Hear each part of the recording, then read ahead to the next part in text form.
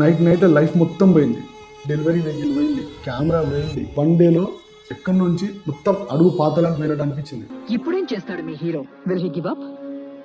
గాయపడిన సింహం నుంచి వచ్చే శ్వాస కర్చన కన్నా భయంకరంగా ఉంటుంది. నేను ఈ రైస్ అనేది ఫిక్స్ అయినా, ఇది ఎట్లా చేయాలని ఫిక్స్ అయినా. ఈ రైస్ అని ఆన్లైన్ డెలివరీ రైస్ యాప్ రా, India's first rice bag delivery service. ఈ రైస్ అనే యాప్ ద్వారా మీరు రైస్ బ్యాగ్ ఆర్డర్ పెట్టుకోవచ్చు.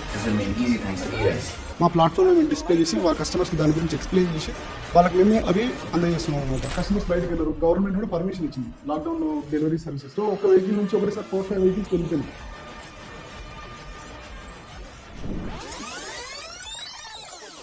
2000 years later. హాయ్, నా పేరు శివ.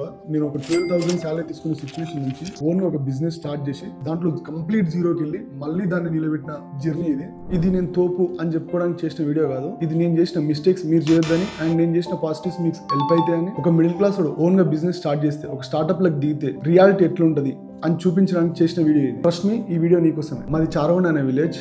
10th క్లాస్ వరకు ఊర్లోనే చదువుకున్నాను నేను. ఇక్కడనే లైఫ్ స్టైల్ బాగుంటుండే విలేజ్ లోనే చెప్పాలంటే. ఎర్లీ మార్నింగ్ లేచి 5 o'clock పాలు తీసుకొని పాల బూత్కి వెళ్ళి మళ్ళీ వచ్చి స్కూల్కి రెడీ అయ్యి స్కూల్కి వెళ్ళి ఈవినింగ్ వచ్చిన తర్వాత మళ్ళీ కొద్దిసేపట్ల బట్ల దగ్గరికి వెళ్ళి హెల్తీ ఫుడ్, మంచి లైఫ్ స్టైల్, నిమ్మలం ఏ పంచాయతీలు లేకుండా హ్యాపీగా ఉంటుండే. అదే బెటర్ ఉంటుండే చిన్నప్పుడే. కానీ 10th తర్వాత కొన్ని సిచ్యువేషన్స్ వల్ల ఫ్యామిలీతో పాటు హైదరాబాద్ షిఫ్ట్ అవ్వాల్సి వచ్చింది. హైదరాబాద్ వచ్చిన తర్వాత మలక్పేట్ జూనియర్ కాలేజ్ లో ఇంటర్, డిగ్రీ, బీకామ్ కంప్లీట్ చదివిన. వన్స్ ఒకసారి డిగ్రీ అయిపోయిన తర్వాత ఇప్పుడు ఏం చేయాలి, ఏం చేయొద్దు, ఏం అర్థం కాలేదు. సరే అని చెప్పి MBA లో జాయిన్ అయ్యాను. ఒక 2 days కాలేజ్ పోయినప్పుడు చూస్తే నాకు ఏం అర్థం కాలేదు. వద్దు, ఇది లైట్, ఇది మనకు అవసరం కాదనిపించింది. Admission cancel.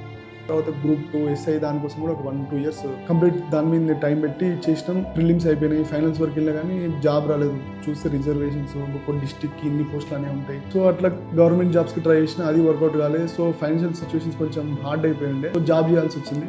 జాబ్ అంటే మనం 1-2 years గ్యాప్ వచ్చింది. చదువుకున్న జస్ట్ బీకామ్, అది కూడా నేను ఇంటర్ వరకు తెలుగు మీడియం, డిగ్రీ ఒకటే ఇంగ్లీష్ మీడియం. సో మనకి ఎక్కువ జాబ్స్, మంచి మంచి ప్రొఫైల్ జాబ్స్ రావు. ఏమన్నా సేల్స్, మార్కెటింగ్ ఇట్లాంటివి ఉండే, అది నాకు నచ్చలేదు. సో ఒక బిక్సీలో ఒక క్యాషియర్ ఒక 12,000 శాలరీకి జాయిన్ అయినా. అదేమో మార్నింగ్ 10 నుంచి నైట్ 10 వరకు ఉంటుండే. సో అట్లా నడుస్తున్నది. సరే ఇప్పుడు ఇట్లనే చేస్తే మనం ఫ్యూచర్లో ఏం చేయలేమని చెప్పి మళ్ళీ ఏం చేసిన, జాబ్ మానేసి స్టాక్ మార్కెట్ NISM సర్టిఫికేట్స్ అవి చేసి వెళ్తే ఒక 2 jobs వచ్చినాయి. కాకపోతే అవన్నీ నైట్ షిఫ్ట్స్ ఉన్నాయి.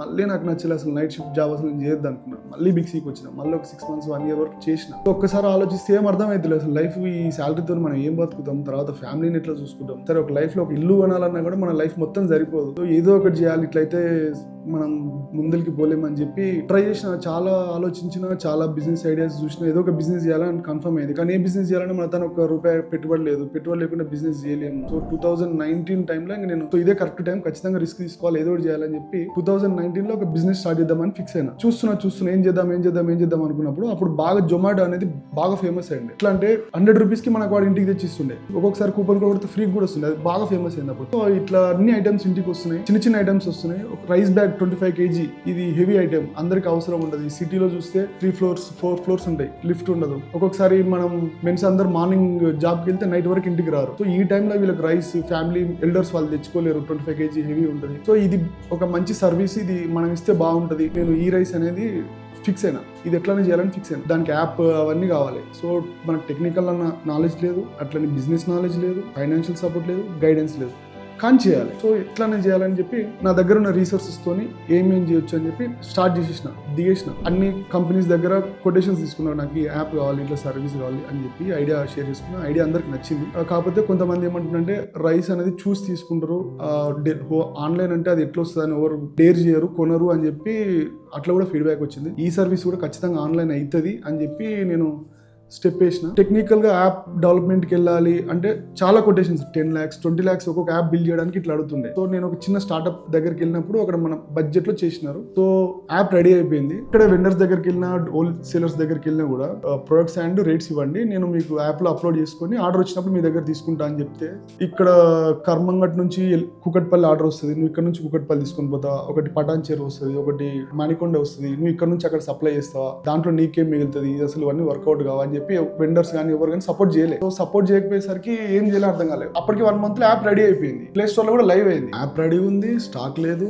ఏం చేయాలని అర్థం కాని సిచ్యువేషన్. సో అప్పుడు ఏం చేసినంటే ముత్తూట్ల గోల్డ్ లోన్ పెట్టి ఒక 2 lakhs తీసుకొని 2 lakhs స్టాక్ కొనేసిన. ఇంకా ఒక చిన్న షట్టర్ తీసుకొని స్టాక్ కొనేసి అక్కడనే స్టాక్ పెట్టి అవే ప్రొడక్ట్స్ నేను యాప్ లో అప్లోడ్ చేసుకొని ఆర్డర్ వచ్చిన తర్వాత అవే ప్రొడక్ట్స్ డెలివరీ చేస్తున్నాను. కాకపోతే ఆర్డర్స్ ఎట్లా వస్తాయి, యాప్ లైవ్ ఉందని చెప్పి కస్టమర్స్ తెలియాలి, సర్వీస్ ఉంది సార్ నమ్మొచ్చు అని చెప్పి. మనం అప్పుడు ఏం చేసినామంటే మార్కెటింగ్ చిన్న చిన్న మెయిన్ పేజెస్ లో ఒక చిన్న చిన్న యాడ్స్ వేయడం, అవి చూసి 1-2 కస్టమర్స్ బుక్ చేయడం, ఒక 1-2 మంత్స్ ఇట్లనే అయిపోయింది. సో ఇక్కడ ఎల్బీనగర్ నుంచి ఆపరేట్ చేసినాం. ఇక్కడ నుంచి గచ్చిబౌలికి బైక్ మీద బ్యాగ్ తీసుకొని పోతుండే. బ్యాగ్ మీద మనకు మార్జిన్ ఉండేది 100 రూపీస్. మనకు బైక్ కి అప్ అండ్ డౌన్ అయ్యేది 300 రూపీస్ వరకు పెట్రోల్ ఖర్చు అవుతుంది. సో అట్లా 2-3 మంత్స్ ఇట్లనే సర్వీస్ చేసినాం. సో ఇట్లా చేస్తా ఉంటే మనకు ఫ్యామిలీ నుంచి కానీ ఫ్రెండ్స్ అని కానీ ఇట్లా ఎన్రోల్ చేస్తావు, ఆర్డర్స్ పెరగవు, ఇవి వచ్చే మార్జిన్ దానికి సరిపోదు, ఈ రైస్ దాన్ని ఆన్లైన్ లో చేస్తే ఖచ్చితంగా లాస్ తప్పించి ఏమి ఉండదు అని చెప్పి ఇది క్లోజ్ చేసేసి అని చెప్పి అందరూ అదే చెప్పినారు. క్యాష్ బర్న్ చేయొచ్చు అంటే ఒక స్టార్ట్అప్ లో స్టార్టింగ్ లో క్యాష్ బర్న్ చేయొచ్చు. ఎంతవరకు క్యాష్ బర్న్ చేయొచ్చు అంటే మనకు బ్రేక్ ఈవెన్ పాయింట్ ఉంటుంది. ఆ బ్రేక్ ఈవెన్ పాయింట్ కి ఎంత తొందర మనం అంత తొందర రీచ్ అయితే మనం పాజిటివ్ క్యాష్ ఫ్లోకి అవుతాం. నెగిటివ్ క్యాష్ ఫ్లో ఏంటంటే నెగిటివ్ క్యాష్ ఫ్లో అనేది బిజినెస్ కిల్ చేస్తుంది. పాజిటివ్ క్యాష్ ఫ్లో అయితేనే బిజినెస్ బిల్డ్ చేస్తుంది. కాకపోతే మనం ఎంత తొందర ఆ పాజిటివ్ క్యాష్ ఫ్లోకి వస్తామనేది మనం ప్లాన్ చేసుకోవాలి. సో నేనేం చేసిన అంటే మనం ఖచ్చితంగా ఆర్డర్స్ పెరిగితేనే మనకి పాజిటివ్ క్యాష్ ఫ్లోకి రాగలుగుతాం. సో ఆర్డర్స్ పెంచడానికి ఒక యూట్యూబ్ ఛానల్లో ఒక యాడ్ చేసిన, కాకపోతే బడ్జెట్స్ లేవు. సో చిన్న ఛానల్ తీసుకొని ఒక చిన్న ఛానల్లో నా బడ్జెట్లో ఇప్పటికీ నేను ఇదంతా ఫ్రెండ్స్ దగ్గర కానీ ఫ్యామిలీ దగ్గర కానీ చిన్న చిన్న యాప్స్, క్రెడిట్ కార్డ్స్, లోన్స్ తీస్తూ రొటేట్ చేస్తూ ఇట్లనే రన్ చేస్తున్నా. ఒక చిన్న యూట్యూబ్ ఛానల్లో యాడ్ ఇచ్చిన తర్వాత ఒకటే రోజు 25-30 ఆర్డర్స్ వచ్చినాయి. సో ఒకటే రోజు డైలీ 25-30 ఆర్డర్స్ వచ్చేసరికి మన బైక్ మీద డెలివరీ చేయలేము. ఎంతమంది తిరిగినా కూడా మనం అది సిటీ అంతా కవర్ చేయాలంటే ఇబ్బంది అవుతుంది. సో సిటీ మొత్తం ఒకటే పాయింట్ నుంచి డెలివరీస్ అన్ని కవర్ చేయాలంటే మనకు 4-wheeler కావాలని చెప్పి ఒక 4-wheeler తీసుకున్నాం. దాని నుంచి మార్నింగ్ వెళ్తే 7 o'clock వెళ్తే మన నైట్ 11 వరకు అయ్యేది. అంటే మార్నింగ్ స్టార్ట్ అయితే నైట్ వరకు సిటీ అంతా తిరిగి వచ్చేసరికి 11 అయ్యేది.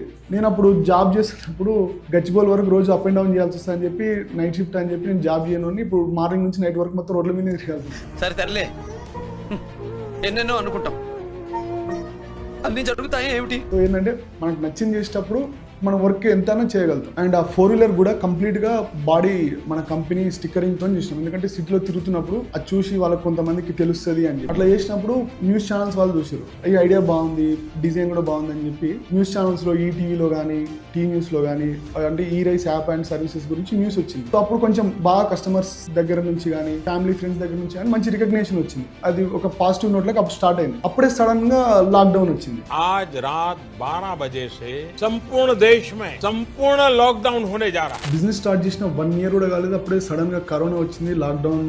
సో బయటికి వెళ్ళలేము. సో అయినా కూడా మేము ఒక 1-2 days సర్వీస్ చేసిన. ఫ్యామిలీ అంతా విలేజ్కి వెళ్ళిపోయారు, నేను ఒక్కనే ఉండి 1-2 days సర్వీస్ చేసిన. కస్టమర్స్ కూడా బయటికి వెళ్ళలేరు కాబట్టి అందరూ ఆర్డర్ చేయడం స్టార్ట్ చేశారు. ఉన్నది ఒక వెహికల్, బయట సర్వీస్ ప్రొడక్ట్స్ దొరకట్లేదు. ఆర్డర్స్ ఏమో ఒక 4-5 vehicles ఉన్నా కూడా ఫుల్ఫిల్ చేయాలని వచ్చేసినాయి ఒకటేసారి.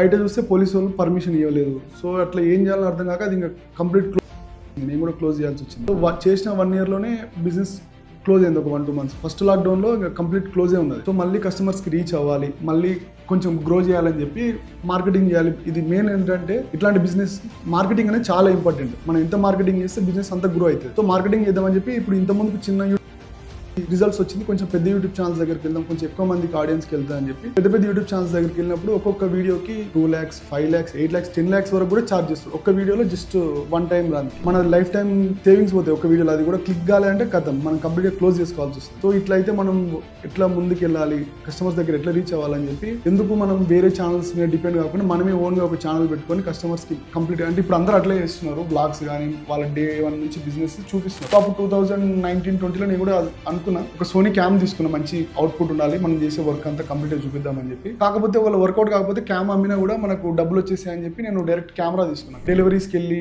ఆ వర్క్ ఫ్లో అంతా ఒక స్టోరీ లాగా బిల్డ్ చేస్తూ స్టార్టింగ్ జర్నీ నుంచి అని చెప్పుకుంటూ షూట్ చేసి పెట్టుకున్నా. ఒక 1-2 episodes షూట్ చేసి పెట్టుకున్నా. ఒక రోజు ఇంటికి వస్తున్నప్పుడు బాగా వర్షాలు పడ్డాయి హైదరాబాద్లో. ఆ టైంలో కంప్లీట్ గా ఎట్లా అంటే ఇంటికి ఇలా రాకుండా వాటర్ వస్తున్నాయి. సో వెహికల్ అక్కడనే పెట్టి కెమెరా అక్కడనే పెట్టి నేను ఇంటికి నడుచుకుంటూ వెళ్ళిపోయినా. చూస్తే నైట్ వర్షాలు ఎక్కువైపోయి ఫ్లడ్స్ వచ్చేసి వెహికల్ స్టీరింగ్ వరకు మునిగిపోయింది. స్టీరింగ్ వరకు మునిగిపోతే వెహికల్ కంప్లీట్ గా వెహికల్ పనికి రాకుండా అయిపోయింది. మిర్రర్లెస్ కెమెరా అది రిపేర్ కూడా కాదని చెప్పేసారు. కంప్లీట్ గా ఏంటంటే 1 night లో 0కి వచ్చేసిన.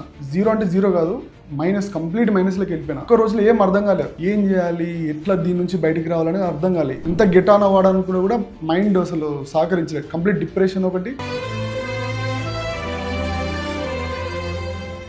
ఈ ఈ సిచ్యువేషన్స్ అట్లనే ఉన్నాయి, ఇట్లా ముందుకు పోవాలి, సర్వీస్ ఎట్లా చేయాలి, వెహికల్ లేదు, ఫైనాన్సెస్ ఇవన్నీ టైట్ ఉన్నది. అప్పుడు మళ్ళీ ఒక 1 month క్లోజ్ అయింది బిజినెస్. One eternity later.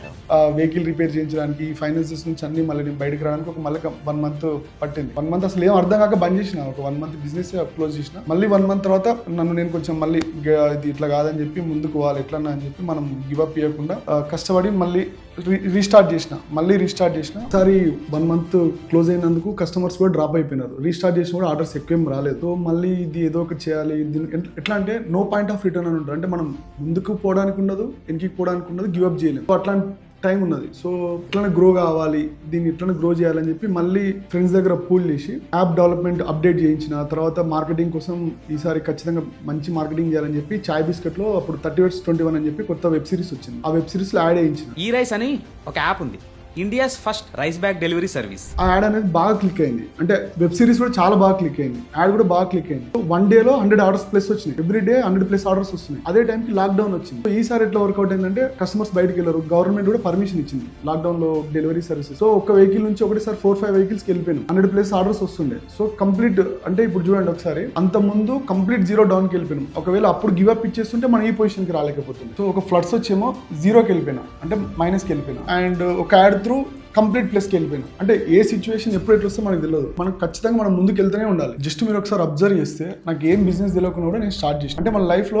ఏ సిచ్యువేషన్ ఎట్లా వస్తే మనకు తెలియదు. కొన్ని మిస్టేక్స్ చేస్తుంటాం, కొన్ని ప్లస్ చేస్తుంటాం. అవి నేర్చుకుంటూ మనం ముందరకు పోతూనే ఉండాలి. అంటే సిచ్యువేషన్స్కి భయపడి, ప్రాబ్లమ్స్కి భయపడి నువ్వు ఆగిపోవద్దు. నీ 100% ఎఫర్ట్స్ నువ్వు పెడుతూ నువ్వు ముందరికి పోతూనే ఉండాలి. సో లైఫ్లో నువ్వు ఏం చేసినా ఏం చేయకుండా ప్రాబ్లమ్స్ వస్తూనే ఉంటాయి, పోతూనే ఉంటాయి. సో నువ్వు చేయాల్సింది ఏంటంటే నీకు నచ్చింది నువ్వు చేయాలి. ఫోర్స్ఫుల్ ఏ వర్క్ చేయొద్దు. నీకు ఇష్టమైన వర్క్ నువ్వు చేయాలి. చూడండి ఫ్రెండ్స్, అయితే నాకు ఏం తెలియదు, ఏం రాదు, సపోర్ట్ లేదు, ఫైనాన్స్ కూడా లేదు. కానీ నేను చేసింది ఏంటంటే డేర్ చేసి దిగిన, స్టార్ట్ చేస్తేనే నిన్ను నువ్వు ప్రూవ్ చేసుకుంటేనే నీకు ఎవరైనా సపోర్ట్ ఇస్తారు, నీకు నాలెడ్జ్ కూడా పెరుగుతుంది. సక్సెస్ ఫెయిల్యూర్ పక్కన పెడితే ఫస్ట్ నువ్వు దిగు, అన్ని ఫేస్ చేయి, అప్పుడే నువ్వు స్ట్రాంగ్ అవుతావు. కాకపోతే ఇవన్నీ ఫేస్ చేయడానికి నువ్వు రెడీ ఉంటేనే స్టార్ట్ చేయి. ఒకవేళ కాదు అన్న భయంతో నేను వెనకడిగేస్తే ఈ రోజు నా లైఫ్లో ఏం లేకపోతుండే. So start your journey.